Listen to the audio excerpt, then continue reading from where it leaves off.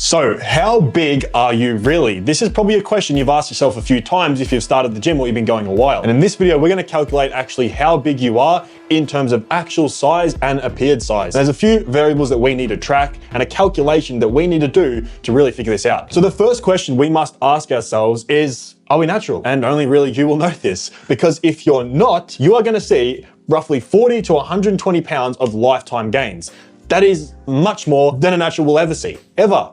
Okay, it depends on what cycle, but either way, if you are not natural, you're obviously gonna be bigger. A natural athlete will see roughly 20 to 40 pounds of lean muscle gain in their entire lifetime. That's the same amount of muscle gain that a not natural can achieve in probably a year. It's very dependent on genetics, very dependent on how hard you train, how dialed in you are, dieting, all of that. Yeah, and this is lean muscle mass, by the way, because I know some of you are gonna be in the comments saying, well, I've gained 60 pounds. Yeah, of body fat, water, and lean mass. Just want to get that out of the way. Okay, so now that we've got that out of the way, let's go into the actual calculation to determine our actual relative size.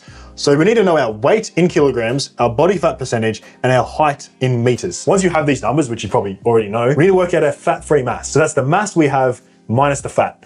So we work this out with our weight in kilograms times by 1 minus our body fat as a decimal. So if you were 12%, that'd be 0.12. So if I was like 80 kilos, 12% body fat, it would be 80 times 1 minus 0.12 or 0.88. It'd be 80 times 0.88. That would be our fat-free mass. Also, you might be thinking now, well, how do I even know what my body fat percentage is? Because there's a million different ways to measure it. You know, they have those shitty machines at the gym, which I can tell you now is not accurate. You've got things like DEXA scans, which probably no one does. And then you've got eyeballing it yourself, which I'm also gonna say is from a biased lens, right? You're obviously gonna want yourself to be leaner, so you're gonna deduct a few points of probably what you actually are. The best way to get an objective look at what your body fat percentage is, along with everything else about your physique, your muscle insertions, your shoulder to waist ratio, your strong points, your weak points, is to get an analysis from a non-biased point of view. That'll be the first link in the description. Before you jump the gun, it's not AI. We personally sit down and analyze your physique for like 30 to 45 minutes, and it is very descriptive. And we've done hundreds of physique analysis by now, so we now know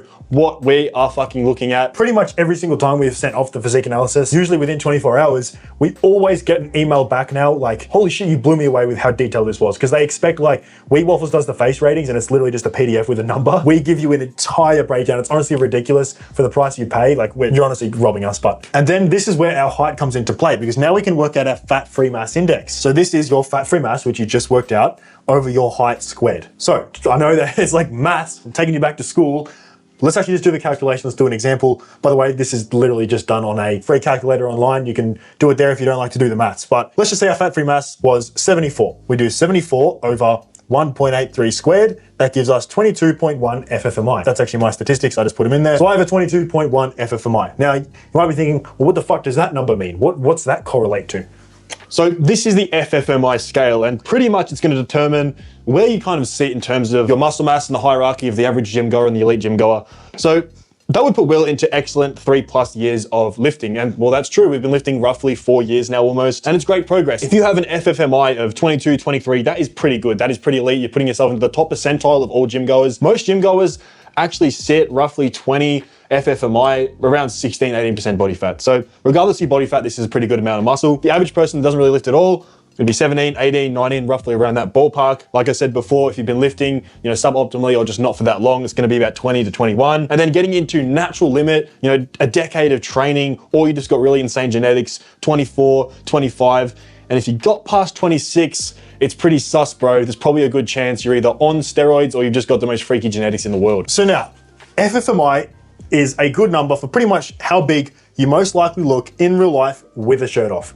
That's what that number is indicative of. When someone sees you in real life and they can see your actual size, not through a camera lens, they can see your size and you have a shirt off, so body fat comes into the equation. That's how big you look. Body fat is essentially just how big you look on a camera when angle frauding. So body fat percentage is a way bigger indicator for how big guys look online. Most influencers' statistics or FFMI or the actual numbers, every time I've looked up an influencer's height, weight, it's just been less than me. I'm like, but he looks twice as big. And that's because body fat carries online. Most guys online that look insane are like 8% body fat. And that's because they can do things like angle frauding, perfect lighting, perfect posing, and maybe even Photoshop to make up for the size that they might not have. But your body fat will just always show. But what's actually the most important variable out of all of this? Should you be lean? Should you be big? Well, ideally you should be both, because having low body fat and a high FFMI, that's what big is. Realistically, that's what a really impressive aesthetic physique is, and it's gonna play majority of the role in how you look. And then there's also posing and insertions, genetic insertions and muscle bellies and other things. But even if you've got really bad muscle building genetics, insertions, muscle bellies, if you've got a really good FFMI and low body fat, you're gonna look insane either way. Yeah, and in terms of now where you sit among the average gym goer, we can have a look at this graph, which is pretty much a graph of where people sit among the common lifting population. This is more indicative of people that are in the gym, the average spread of people, not the average population, otherwise it would just be skewed this way, way more, right? People that are in the gym, it's on a different scale because they're like in the game, you know what I mean? They're below 20% body fat, they're above 19 FFMI. So as you can see at the top here, which is where most people sit, is around 18 to 16% body fat at about a 20 to 19 FFMI. And this is why most guys in the gym, they look good compared to the average person, right? They look pretty schmick, but they don't look elite. And that's because the elite guys are down here, which is next to no one. And that's under 10% body fat and up to a 25 FFMI. I put an arrow here, that is elite shape. Yeah, at this point, you can start to do things like social media, you can build an influence online. This is when you can really start to monetize off your physique and just build a audience because they look up to you because they don't have that physique. No one really does. And that's it, guys. Hopefully that gave you a good idea of where you sit in terms of your perceived size and actual size. Once again, if you want just the number, if you want like an actual aesthetic score alongside every other detail, literally just go to that first link, order your analysis, and we'll do it all for you. But yeah, if you like found out from this video that shit, maybe I'm not big, don't get discouraged, man. Like you have so much time in the gym. The time is gonna pass anyway. You're constantly gonna get bigger. Just keep chasing 1% more every single day and you will look back in time and be like, holy shit, I've grown. I still look back at photos of like last year, the year before, when I thought I was like near my natty potential. I'm like, fuck. I was actually way smaller and you progressed for a long time. So you've got a long way to go. And this was just really cool to do. I mean, it literally looks like Einstein's drawing. And I know you guys love numbers. That's it, boys. Hope you enjoyed the video. Really appreciate the support recently and I'll catch yous in the next one.